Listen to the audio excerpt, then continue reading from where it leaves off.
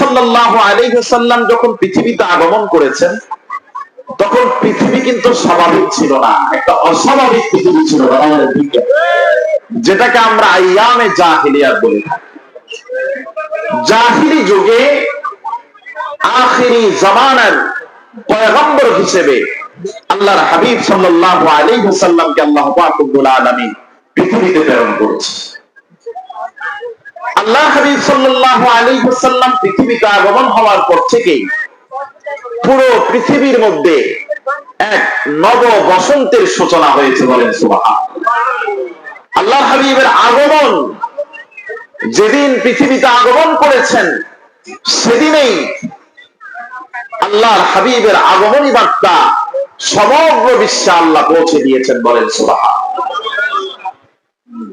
আল্লাহর হাবিব সাল্লাল্লাহু আলাইহি ওয়াসাল্লাম ধীরে ধীরে বেড়ে উঠতে লাগলেন। আল্লাহর হাবিব সাল্লাল্লাহু আলাইহি ওয়াসাল্লামকে আল্লাহ পাক রব্বুল আলামিন খুলুকে আযীম, উন্নত চরিত্র মাধুরী দান করলেন। যেই চরিত্র, যেই মাধুরীর কারণে আল্লাহর হাবিব সাল্লাল্লাহু আলাইহি ওয়াসাল্লাম নবুয়ত প্রাপ্তির আগেই সমগ্র আরববাসীর কাছে মুহাম্মদ আল আমিন উপাধিতে ভূষিত হয়েছেন, বলেন সুবহানাল্লাহ। সবার কাছে প্রিয় পাত্র হয়ে উঠেছেন, বিশ্বাসী হয়ে উঠেছেন, আমানতদার হয়ে উঠেছেন মুহাম্মদুর রাসূলুল্লাহ সাল্লাল্লাহু আলাইহি ওয়াসাল্লাম। আল্লাহর হাবিব সাল্লাল্লাহু আলাইহি ওয়াসাল্লাম 40 বছর বয়সে আল্লাহর হাবিব সাল্লাল্লাহু আলাইহি ওয়াসাল্লাম নবুয়তের দৌলত পেলেন। নবুয়ত দান করা হলো আল্লাহর হাবিব সাল্লাল্লাহু আলাইহি ওয়াসাল্লাম নবুয়তের এ মহান কার্যক্রম, এ মহান দায়িত্ব পালন করার জন্য আল্লাহর হাবিব সাল্লাল্লাহু আলাইহি ওয়াসাল্লাম মাঠে প্রান্তরে প্রত্যেকটা অলিতে গলিতে পাড়া মহল্লায় আল্লাহর হাবিব সাল্লাল্লাহু আলাইহি ওয়াসাল্লাম বিচরণ করা শুরু করলেন। 360টি মূর্তির পূজা করা হতো কাবায়। আল্লাহকে ভুলে গিয়ে, স্রষ্টাকে ভুলে গিয়ে গাছ, বাঁশ, পাথর এভাবে মূর্তির পূজা শুরু করা হয়েছিল আরবে। আল্লাহর হাবিব সাল্লাল্লাহু আলাইহি ওয়াসাল্লাম সবাইকে মূর্তি পূজা থেকে, গায়রুল্লাহর পূজা থেকে, শিরক থেকে এক ওয়াহদানিয়তের পক্ষে, আল্লাহর পক্ষে, আল্লাহর তাওহীদের পক্ষে আল্লাহর হাবিব সাল্লাল্লাহু আলাইহি ওয়াসাল্লাম দাওয়াত শুরু করলেন। আল্লাহর হাবিব সাল্লাল্লাহু আলাইহি ওয়াসাল্লাম যখন দাওয়াত শুরু করলেন তাওহীদ এবং রিসালাতে, যারা আল্লাহর হাবিবের পিতৃকুলের আত্মীয় স্বজন, চাচা, চাচাতো ভাই, পৈতৃক আত্মীয় স্বজন যারা, কুফফারদের যারা সর্দার, আরবের যারা সর্দার, এই ছাড়াও আরবের যারা কুফফারেরা, তারা সবাই মুহাম্মদের কাছে আসছেন। মুহাম্মদ, তুমি তো আমাদের কোমর ভেঙে দিয়েছো, তুমি তো আমাদের লাঠি ভেঙে দিয়েছো, তুমি তো আমাদের বাপ দাদার ধর্মের বিরুদ্ধে আচরণ করছো। মুহাম্মদ, তুমি কি পাগল হয়ে গেছো? বলেন নাউজুবিল্লাহ। মুহাম্মদ, তুমি কি পাগল হয়ে গেছো? যদি পাগল হয়ে থাকো তোমাকে আমরা চিকিৎসা করব। মুহাম্মদ, তুমি কি অর্থ সম্পদের লোভে পড়েছো? তুমি আমাদেরকে বলো, আমি তোমাকে অর্থ সম্পদে ভরপুর করে দেব। মুহাম্মদ, তুমি কি কোন নারীর প্রেমে পড়েছো? তুমি আমাদেরকে বলো, আমরা তোমাকে সুন্দর সুদর্শনী নারীর সাথে তোমাকে বিবাহ বন্ধনে আবদ্ধ করিয়ে দিব। বলেন নাউজুবিল্লাহ। আল্লাহর হাবিব সাল্লাল্লাহু আলাইহি ওয়াসাল্লাম বলেন, শুনেন মুহাম্মদ, আমি মুহাম্মদ পাগল নয়, আমি মুহাম্মদ সম্পদের পাগল নয়, সম্মানের পাগল নয়, কোন নারীর পাগল নয়, আমি মুহাম্মদ এক আল্লাহর পাগল। কথা বলেন ঠিক না?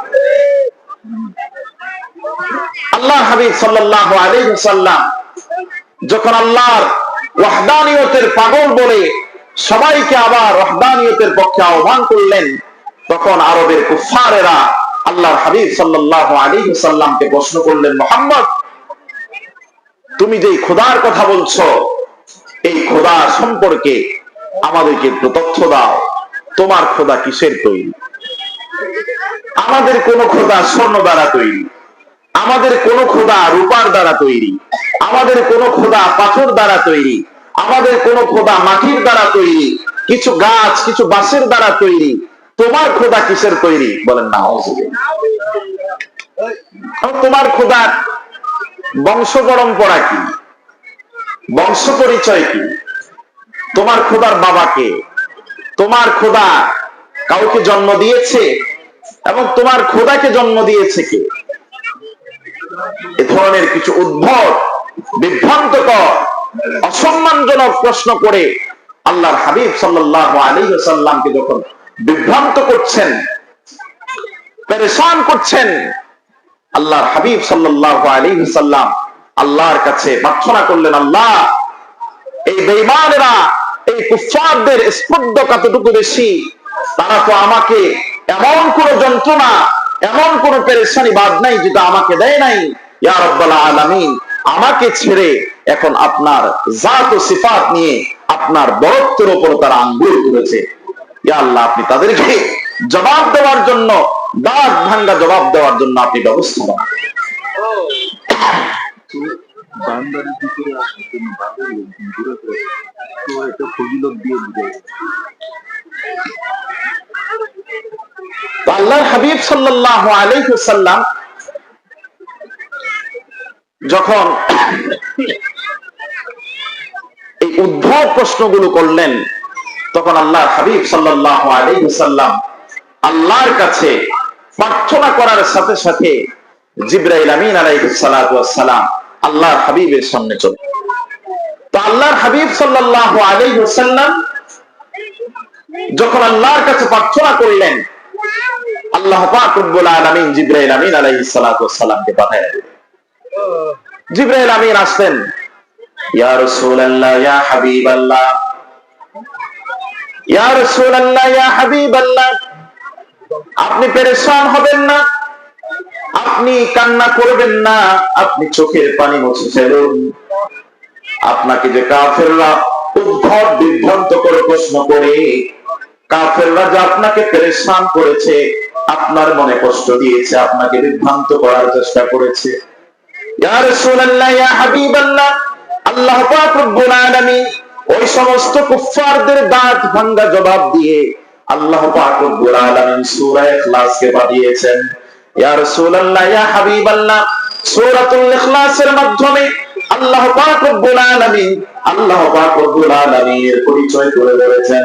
আল্লাহ পাক রব্বুল আলামিন বলেন, হে নবী আপনি বলেন, কুল হুয়াল্লাহু আহাদ আল্লাহুস সামাদ লাম ইয়ালিদ ওয়া লাম ইউলাদ ওয়া লাম ইয়াকুল লাহু কুফুয়ান আহাদ। কুল, হে নবী আপনি বলে দেন, আল্লাহ পাক রব্বুল আলামিন এক এবং অদ্বিতীয়। আল্লাহ পাক রব্বুল আলামিন কারো মুখাপেক্ষী নয়। আল্লাহ পাক রব্বুল আলামিন নিজেই তো স্বয়ং সম্পূর্ণ। আল্লাহ পাক রব্বুল আলামিন কাউকে জন্ম দেন নাই। আল্লাহ পাক রব্বুল আলামিন কারো থেকে জন্মগ্রহণ করেন নাই। আমার আল্লাহর সমকক্ষ কেউ নাই। আপনি আপনার ওই সমস্ত কুফফারদের মুখের উপরে এই সূরা ইখলাস আপনি ছড়ে মারেন, বলেন সুবহানাল্লাহ। কাফেরদের দাঁত ভাঙ্গা জবাব দিয়ে আল্লাহ পাক রব্বুল আলামিন সূরা ইখলাস নাযিল করলেন। মুসলমান, আল্লাহর হাবিব সাল্লাল্লাহু আলাইহি ওয়াসাল্লাম এই সূরা ইখলাসের মাধ্যমে কাফেরদের দাঁত ভাঙ্গা জবাব দিলেন। এরপর থেকে আর কোন কুফফার আল্লাহর পরিচয় নিয়ে প্রশ্ন তুলতে পারে নাই, বলেন সুবহানাল্লাহ। আল্লাহর হাবিব সাল্লাল্লাহু আলাইহি ওয়াসাল্লাম এই সূরা ইখলাসের ফজাইল বর্ণনা করেছেন। মুসলমান, আমরা প্রত্যেকেই সূরা ইখলাস জানি, সূরা ইখলাস পড়ি।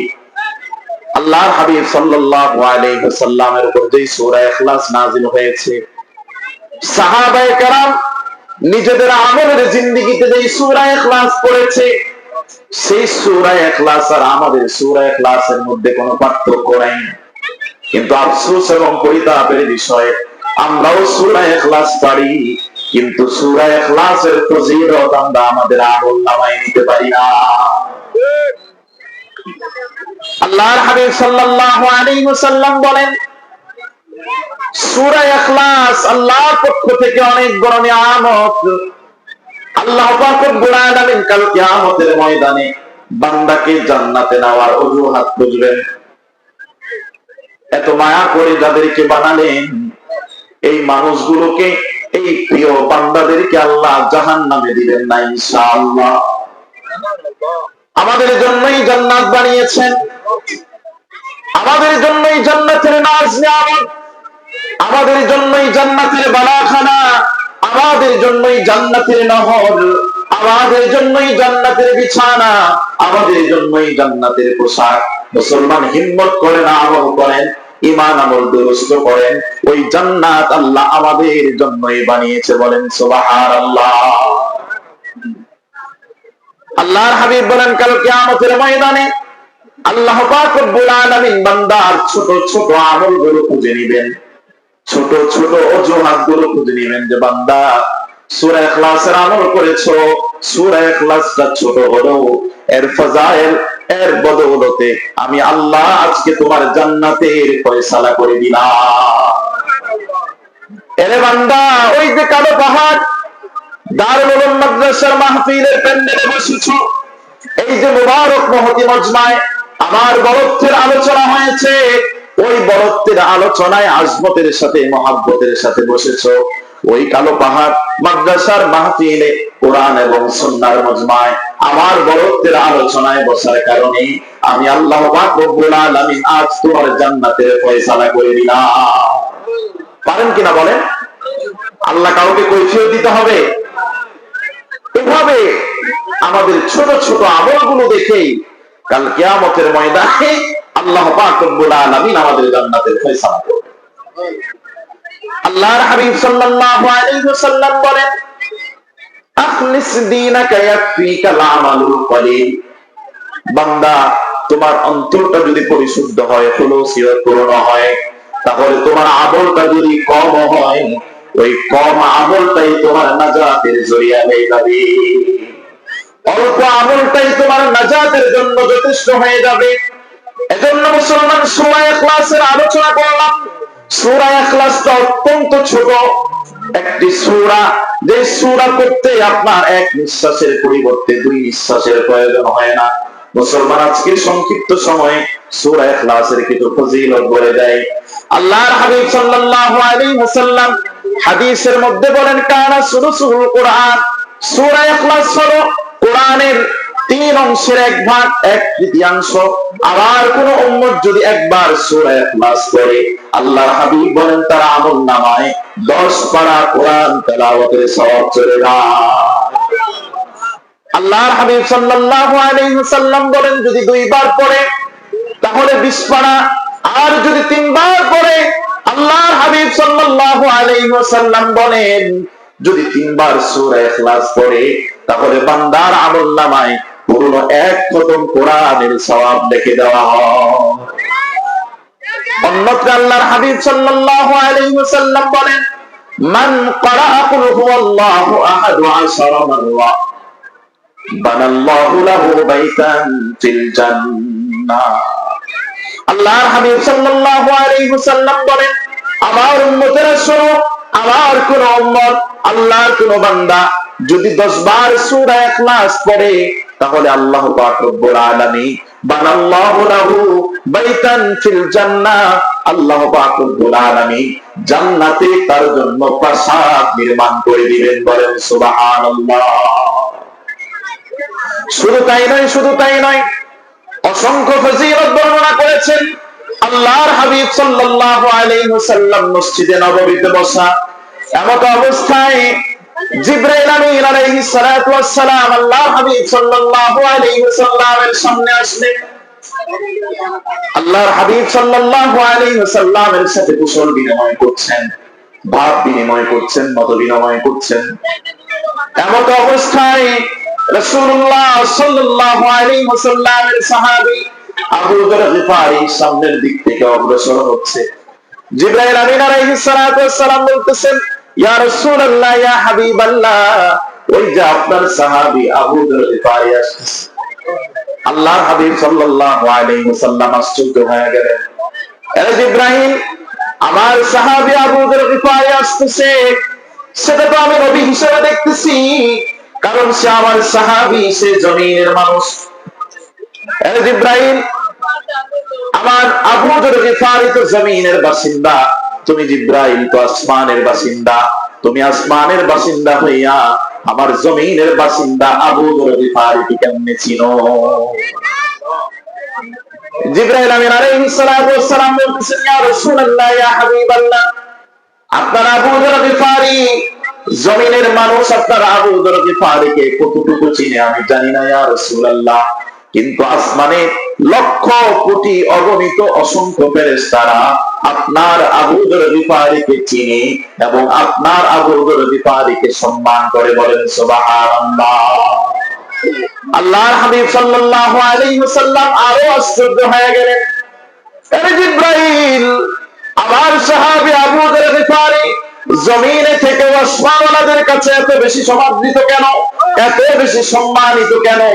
আমার সাহাবীকে আসমানওয়ালারা এত বেশি ভালোবাসে কেন, এত বেশি সম্মান করে কেন? কারণটা কি? কোন আমলের কারণে আমার জমিনের সাহাবী আবু যর গিফারি আসমানে সম্মানিত হয়েছে?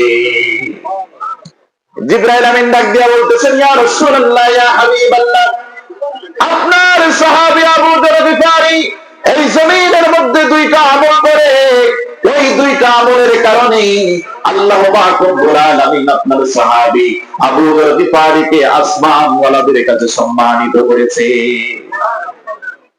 আল্লাহর হাবিব সাল্লাল্লাহু আলাইহি ওয়াসাল্লাম বলেন, জিব্রাইল, কোন আমলের কারণে আমার সাহাবী আবু যর গিফারিকে এত বেশি সম্মান দেওয়া হয়েছে?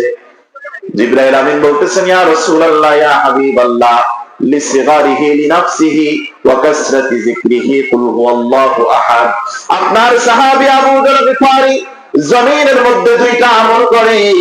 এক নাম্বার আমল হলো, আপনার সাহাবী জমিনের মধ্যে অহংকার করে না, আত্ম অহংকার দেখায় না, দাম্ভিকতা প্রদর্শন করে না, জমিনের মধ্যে অত্যন্ত নম্রতার সাথে ভদ্রতার সাথে বিচরণ করে। আর দুই নাম্বার আমল হলো আপনার সাহাবী এই জমিনে বসে বসে বেশি বেশি সূরা ইখলাসের আমল করে, সূরা ইখলাসকে মহব্বত করে।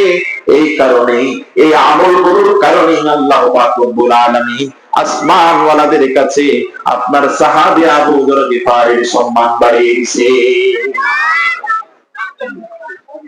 আল্লাহর হাবিব সাল্লাল্লাহু আলাইহি ওয়াসাল্লাম বলেন, শুধু তাই নয়, তাবুকের যুদ্ধের দামা বেজেছে। তাবুকের যুদ্ধের সেনাপতি আল্লাহর হাবিব মুহাম্মদুর রাসূলুল্লাহ সাল্লাল্লাহু আলাইহি ওয়াসাল্লাম তাবুকের প্রান্তরে উপস্থিত। সাহাবায়ে কেরাম যুদ্ধের জন্য প্রস্তুতি নিয়েছেন। আল্লাহর হাবিব সাল্লাল্লাহু আলাইহি ওয়াসাল্লাম তাবুকের একটি পাহাড়ের উপর সেনাবাহিনী সেনাপতির ছাউনি গেড়েছেন, সেনাপতির আসন বানিয়েছেন, সেনাপতির তাবু গেড়েছেন। সাহাবায়ে কেরাম তাবুকের প্রান্তরে উপস্থিত।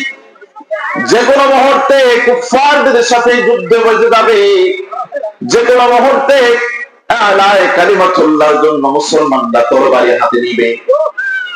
একটু অবসরে জিবরাইল আমিন আলাইহিস সালাতু ওয়াস সালাম উপস্থিত। আসসালাতু ওয়াস সালামু আলাইকা ইয়া রাসূলুল্লাহ, আসসালাতু ওয়াস সালামু আলাইকা ইয়া হাবিবাল্লাহ। সালাম প্রদান করার মাধ্যমে আল্লাহর হাবিবের সাথে কুশল বিনিময় করছেন। আল্লাহর হাবিবকে বলতেছেন, ইয়া রাসূলুল্লাহ, ইয়া হাবিবাল্লাহ, যে মুহূর্তে আমি তাবুকের প্রান্তরে অবতরণ করলাম, আমি একা আসি নাই, আমার সাথে ৭০,০০০ রহমতের ফেরেশতা তাবুকের প্রান্তরে এসেছে। ৭০,০০০ রহমতের ফেরেশতা আমার সাথে তাবুকের প্রান্তরে অবতরণ করেছে। আল্লাহর হাবিব তো খুশি হয়ে গেলেন, কারণ কিছুক্ষণ পরেই তো যুদ্ধ বেঁধে যাবে। আল্লাহর হাবিব বলতেছেন, ভাই জিব্রাইল, তারা কি আমাদের সাথে যুদ্ধ অংশগ্রহণ করবে কিনা? জিব্রাইল বলেন, না না ইয়া রাসূলুল্লাহ, আপনার সাথে যুদ্ধ অংশগ্রহণ করবে না। তারা কি আমাদের সাথে তরবারি ধরবে কিনা? না না, আপনার সাথে তরবারি ধরবে না। তারা কি আপনার সাথে কালিমার পতাকা উড্ডীন করবে কিনা? না না, আপনার সাথে কালিমার পতাকা উড্ডীন করবে না। আল্লাহর হাবিব সাল্লাল্লাহু আলাইহি ওয়াসাল্লাম আশ্চর্য হয়ে গেলেন। ৭০,০০০ রহমতের ফেরেশতা মুসলমানদের কণ্ঠে কাকীর্ণ মুহূর্তে এই সংকটকালীন মুহূর্তে, এই যুদ্ধ মুহূর্তে 70,000 রহমতের ফেরেশতা যুদ্ধের ময়দানে অবতরণ করার পরও মুসলমানদের সাথে যুদ্ধে অংশগ্রহণ করবে না, তরবারি উত্তোলন করবে না, কালিমার পতাকা উত্তোলন করবে না। আল্লাহর হাবিব সাল্লাল্লাহু আলাইহি ওয়াসাল্লাম বলেন, জিবরাইল রে, তাহলে 70,000 রহমতের ফেরেশতা এই তাবুকের প্রান্তরে এই কঠিন মুহূর্তে অবতরণ করার কারণ কি? এবার জিবরাইল আমিন আলাইহিস সালাতু ওয়াস সালাম বলতেছেন, ইয়া রাসূলুল্লাহ, ইয়া হাবিবাল্লাহ, এই 70,000 রহমতের ফেরেশতা আসমান থেকে এই তাবুকের প্রান্তরে অবতরণ করার কারণ হলো ওই যে আপনার সাহাবী মুআবিয়া বিন মুআবিয়া, ওই মুআবিয়া বিন মুআবিয়ার উপর মাগফিরাতের দোয়া করার জন্য নেমেছে। কিন্তু সাহাবী তার উপর মাগফিরাতের দোয়া করার জন্য নেমেছে, বলেন সুবহানাল্লাহ। আল্লাহর হাবিব সাল্লাল্লাহু আলাইহি ওয়াসাল্লাম বলেন, জিবরাইল, এটা তো আশ্চর্যজনক কথা, যুদ্ধের ময়দানে 70,000 রহমতের ফেরেশতা, যে কোনো মুহূর্তে যুদ্ধ বেজে যাবে। আমি তো ভেবেছিলাম তারা আমাদের সাথে যুদ্ধে অংশগ্রহণ করবে, তারা আমাদের সাথে তরবারি উঠাবে, কালিমার পতাকাটাকে উড্ডীন করবে, কিন্তু তা না। আমার সাহাবী মুআবিয়ার উপর মাগফিরাতের দোয়া করার জন্য আসছে। এই যে আমার সাহাবী, এত বিশাল সম্মাননা, এত বিশাল প্রাপ্তি আল্লাহর পক্ষ থেকে, এত বিশাল এই যে সম্মাননা, এটা কিভাবে পেল? কোন আমলের কারণে পেল? জিবরাইল আমিন বলতেছেন, ইয়া রাসূলুল্লাহ, ইয়া হাবিবাল্লাহ, আপনার সাহাবী মুআবিয়া জমিনের মধ্যে এমন একটা আমল করে, যে আমল করার কারণে আল্লাহ পাক রব্বুল আলামিন এই বিশাল সম্মান তাকে দিয়েছে। জিবরাইল আমিন বলে, আল্লাহর হাবিব বলে, জিবরাইল কোন আমলের কারণে? জিবরাইল বলে, ইয়া রাসূলুল্লাহ, ইয়া হাবিবাল্লাহ, আপনার সাহাবী মুআবিয়া বিন মুআবিয়া এই জমিনের মধ্যে বেশি বেশি সূরা ইখলাসের আমল করে। আল্লাহর হাবিব সাল্লাল্লাহু আলাইহি ওয়াসাল্লাম একদিন বলে, সাহাবারা রে, আমার কণ্ঠে 10 পারা কোরআন তেলাওয়াত শ্রবণ করতে চাও তোমরা? আল্লাহর হাবিবের কণ্ঠ অত্যন্ত সুন্দর ছিলেন, এতটাই সুন্দর ছিলেন, আবু জাহেল, উতবা, শাইবা যারা আল্লাহর রাসূলের নবুয়তের বিরুদ্ধে আচরণ করেছেন, কোরআনের বিরুদ্ধে আচরণ করেছেন, রিসালাতের বিরুদ্ধে আচরণ করেছেন, তারা দিনে বিরুদ্ধে আচরণ করলো, রাতে মুহাম্মদের ঘরের কোণে গিয়ে তারা মুহাম্মদের কণ্ঠে কোরআন তেলাওয়াত শ্রবণ করতেন, বলেন সুবহানাল্লাহ। ঘরের কোণে কোণে, আড়ালে আবডালে থেকে থেকে দিনে মুহাম্মদের বিরোধিতা করলেও রাতের বেলায় মুহাম্মদের কণ্ঠের কোরআন তেলাওয়াত শ্রবণ করতেন। আবু জাহেল, উতবা, শাইবা পাগল করা কণ্ঠ ছিল। আল্লাহর হাবিব বলেন, সাহাবারা, আমার কণ্ঠে 10 পারা কোরআন তেলাওয়াত শুনবানি? সাহাবায়ে কেরাম পাগল হয়ে গেলেন, হ্যাঁ হ্যাঁ, অবশ্যই আপনার কণ্ঠে তেলাওয়াত শুনবো। আল্লাহর হাবিব সাল্লাল্লাহু আলাইহি ওয়াসাল্লাম মসজিদে নববীতে বসলেন। সাহাবায়ে কেরাম আমরা যেভাবে বসে আছি, এভাবে আল্লাহর হাবিব বসার পর সাহাবায়ে কেরাম সামনে মজমা হয়ে বসলেন, মজলিস কায়েম হলো, সাহাবায়ে কেরাম বসলেন। আল্লাহর হাবিব সাল্লাল্লাহু আলাইহি ওয়াসাল্লাম সবার সামনে বসে একবার সূরা ইখলাস পড়লেন। একবার সূরা ইখলাস পড়ে আল্লাহর হাবিব সাল্লাল্লাহু আলাইহি ওয়াসাল্লাম কামরার মধ্যে চলে গেলেন। সাহাবায়ে কেরাম ভাবছেন, আল্লাহর হাবিব সাল্লাল্লাহু আলাইহি ওয়াসাল্লামের উপর মনে হয় ওহীর এলান এসেছে, হয়তোবা জিবরাইল ওহী নিয়ে আসছে। এজন্য আল্লাহর হাবিব সাল্লাল্লাহু আলাইহি ওয়াসাল্লাম ঘরের মধ্যে চলে গেলেন। অথবা আল্লাহর হাবিব সাল্লাল্লাহু আলাইহি ওয়াসাল্লামের কোন প্রাকৃতিক জরুরত এসেছে, এজন্য আল্লাহর হাবিব সাল্লাল্লাহু আলাইহি ওয়াসাল্লাম ভিতরে চলে গেলেন। একটা সাহাবীও ওই মজমা থেকে উঠলেন না, অপেক্ষা করছেন যে আল্লাহর হাবিব জরুরত সেরে, ওহী যদি আসে, ওহী সেরে আল্লাহর হাবিব আবার মজমায় আসবেন, আবার আমাদেরকে তেলাওয়াত শোনাবেন। অনেক সময় পর আল্লাহর হাবিব সাল্লাল্লাহু আলাইহি ওয়াসাল্লাম তার কামরা থেকে যখন বের হলেন, সাহাবায়ে কেরামের মজমা দেখে আল্লাহর হাবিব বলেন, সাহাবারা রে, তোমরা কি এখনো যাও নাই? তোমরা কেন বসে আছো? সাহাবায়ে কেরাম বলতেছেন, ইয়া রাসূলুল্লাহ, ইয়া হাবিবাল্লাহ, আপনি না বলেছেন আমাদেরকে আপনি 10 পারা কোরআন তেলাওয়াত শোনাবেন, এজন্য আপনি তো সূরা ইখলাস পড়ে ঘরে চলে গেছেন। আমরা তো ভেবেছি আপনার উপর ওহী আসবে অথবা আপনার কোনো জরুরত, এই জরুরত সম্পন্ন করার জন্য আপনি কামরার মধ্যে গিয়েছেন, ঘরের মধ্যে গিয়েছেন। আপনি ফিরে এসে আমাদেরকে আবার তেলাওয়াত শ্রবণ করাবেন। ইয়া রাসূলুল্লাহ, ইয়া হাবিবাল্লাহ, সে আশা, সে ভরসায়, সে প্রত্যাশায় আমরা বসে আছি। আল্লাহর হাবিব বলেন, না রে না সাহাবারা রে, আমি যে তোমাদেরকে একবার সূরা ইখলাস পড়ে শুনিয়েছি, ওই সূরা ইখলাসটাই তো 10 পারার সমপরিমাণ। বলেন সুবহানাল্লাহ। আল্লাহর হাবিব সাল্লাল্লাহু আলাইহি ওয়াসাল্লামের কাছে একজন বেদুইন সাহাবী আসলো, গ্রাম্য সাহাবী। ইয়া রাসূলুল্লাহ, ইয়া হাবিবাল্লাহ, আমি অত্যন্ত হতাশাগ্রস্ত হয়ে এসেছি। রিজিকের বড় অভাব, অভাবের কারণে আমার ঈমান যায় যায় অবস্থা। অভাব এতটাই প্রকট আকার ধারণ করেছে। ইয়া রাসূলুল্লাহ, খেয়ে পরে বাঁচাটাই আমার জন্য কষ্ট হয়ে গেছে। বিবি বাচ্চা নিয়ে মরণ পর্যন্ত চলছে আমার সংসারে। ইয়া রাসূলুল্লাহ, ইয়া হাবিবাল্লাহ, এমন একটা আমল আমাকে বলে দেন যে আমল করার কারণে আল্লাহ পাক রব্বুল আলামিন আমার রিজিককে ওয়াসাআত করে দিবেন, রিজিক বৃদ্ধি করে দিবেন। আল্লাহর হাবিব সাল্লাল্লাহু আলাইহি ওয়াসাল্লাম বলেন, ও বেদুইন সাহাবী, তোমাকে একটা আমল শিখাই, ওই আমলটা করো। ওই আমলটা করার পর কিছুদিন পর যদি আমার সাথে সাক্ষাৎ হয়, তাহলে তুমি ওই আমলের বারাকাত সম্পর্কে আমাকে একটু বলিও। এবার আল্লাহর হাবিব সাল্লাল্লাহু আলাইহি ওয়াসাল্লাম একটা আমল বলে দিলেন। মুসলমান, আল্লাহর হাবিব সাল্লাল্লাহু আলাইহি ওয়াসাল্লাম সাহাবায়ে কেরামকে যে আমল শিখিয়েছেন, ওই আমল হলো কিয়ামত পর্যন্ত আনওয়ালা উম্মতের জন্য শিক্ষা। কথা বলেন ঠিক কিনা? আল্লাহর হাবিব সাল্লাল্লাহু আলাইহি ওয়াসাল্লাম সুন্দর এবং ছোট্ট একটা আমল শিখালেন। মুসলমান, আমাদের মধ্যে অনেক সময় অনেক দুর্ঘটনার কথা আমরা শুনি, যে অভাবের কারণে ঋণ পরিশোধের অভাব, ঋণ পরিশোধের পেরেশানি থেকে মুক্ত হওয়ার জন্য অনেক আল্লাহর বান্দা আত্মহত্যার পথ বেছে নেয়। কথা বলেন ঠিক কিনা? আল্লাহর হাবিব সাল্লাল্লাহু আলাইহি ওয়াসাল্লামের কাছে বেদুইন সাহাবী আহ্বান করলেন, ইয়া রাসূলুল্লাহ, ইয়া হাবিবাল্লাহ, একটা আমল আমাকে বলে দেন যে আমলের কারণে, যে আমলের মাধ্যমে আমার অভাব দূরীভূত হয়ে যাবে। আল্লাহর হাবিব সাল্লাল্লাহু আলাইহি ওয়াসাল্লাম অত্যন্ত সুন্দর একটা আমল বললেন। আমার মুসল্লি ভাইরা, আমরা যারা এখানে এসেছি, আমরাও সে আমলের সবক নিব। আল্লাহর হাবিব সাল্লাল্লাহু আলাইহি ওয়াসাল্লাম বলেন, ও আমার সাহাবী, তুমি যখন সারাদিন বাহিরে কাজ করার পর, ব্যবসা বাণিজ্য চাকরি বাকরি করার পর, বাড়ির বাহির থেকে দিন শেষে রাতের বেলায় যখন তুমি ঘরে প্রত্যাবর্তন করো, ঘরে প্রবেশ করো, ঘরে প্রবেশ করার সময় তুমি 3টা কাজ করবা।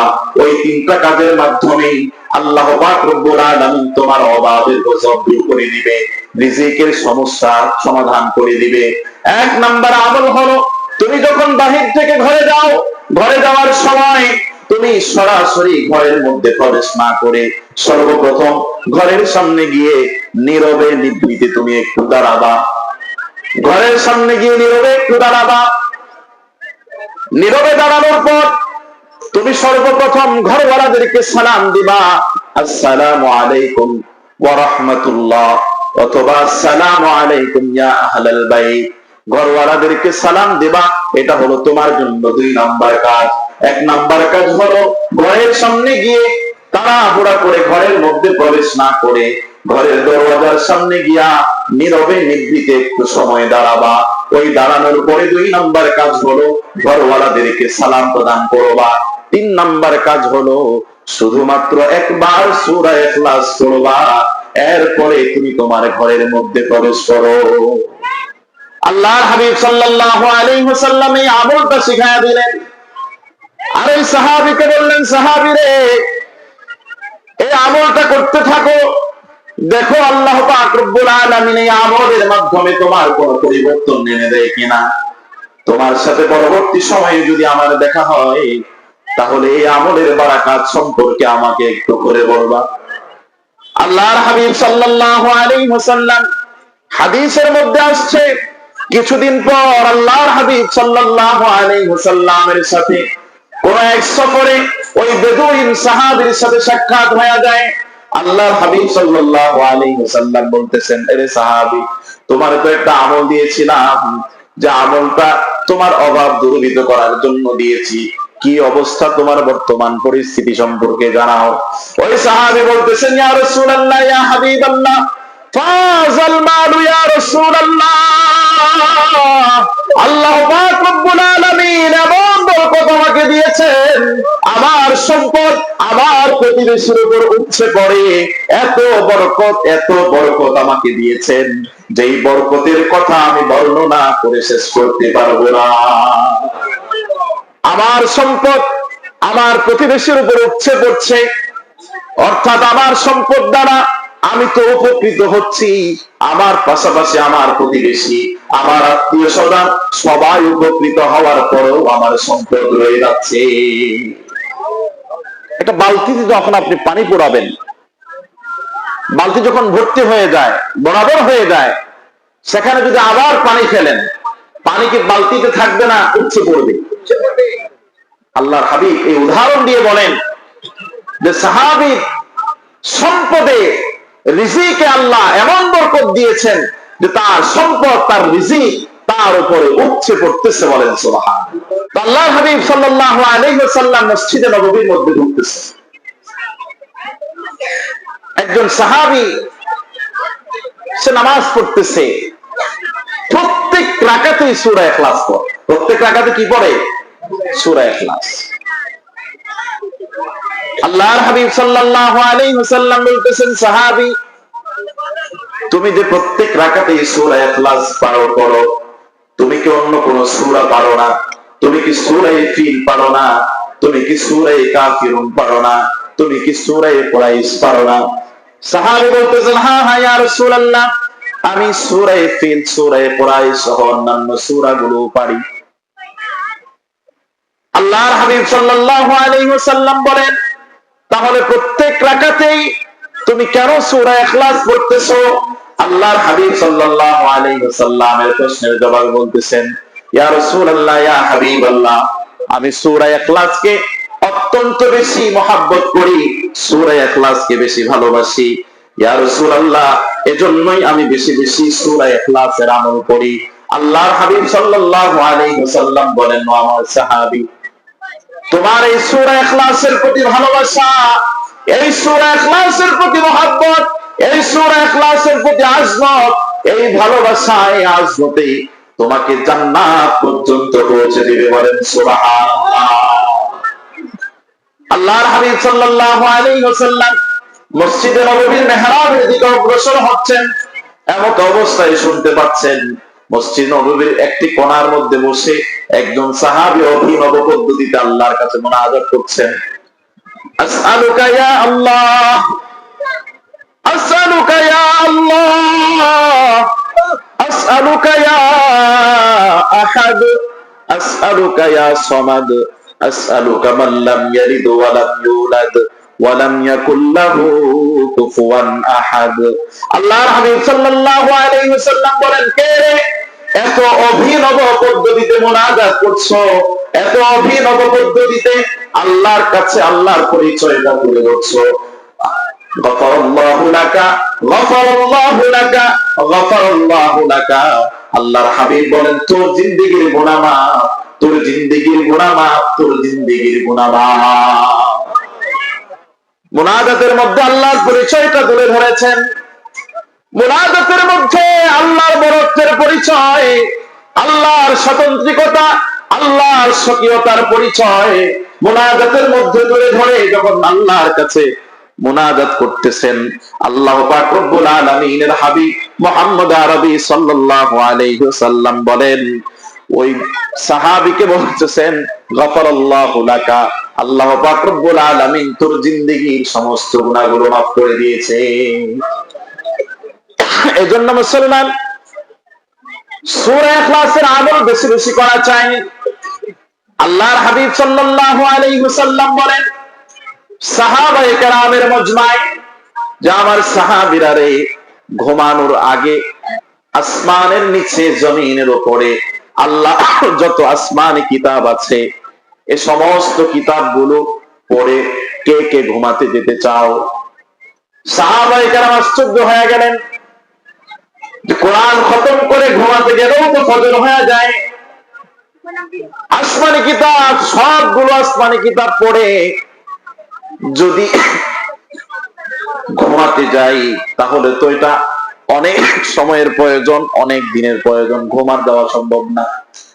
আল্লাহর হাবিব সাল্লাল্লাহু আলাইহি ওয়াসাল্লাম বলেন সূরা ইখলাস এটা এত ফজিলতপূর্ণ সূরা, কোন বান্দা যদি সূরা ইখলাস পড়ে ঘুমাতে যায়, আল্লাহর হাবিব সাল্লাল্লাহু আলাইহি ওয়াসাল্লাম বলেন যতগুলো আসমানি কিতাব আছে ওই সব আসমানি কিতাব পড়ে ঘুমালে যে সওয়াব, সূরা ইখলাস পড়ে ঘুমালে আল্লাহ পাক রব্বুল আলামিন ওই সম পরিমাণ সওয়াব দান করে দিবে।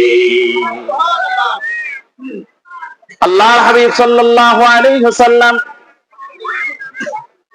এই সূরা ইখলাস সম্পর্কে আল্লাহর হাবিব সাল্লাল্লাহু আলাইহি ওয়াসাল্লাম অসংখ্য ফজিলত বর্ণনা করেছেন। কারণ এই সূরা ইখলাসের মাধ্যমে আল্লাহ পাক রব্বুল আলামিন আল্লাহর পরিচয় দিয়েছেন।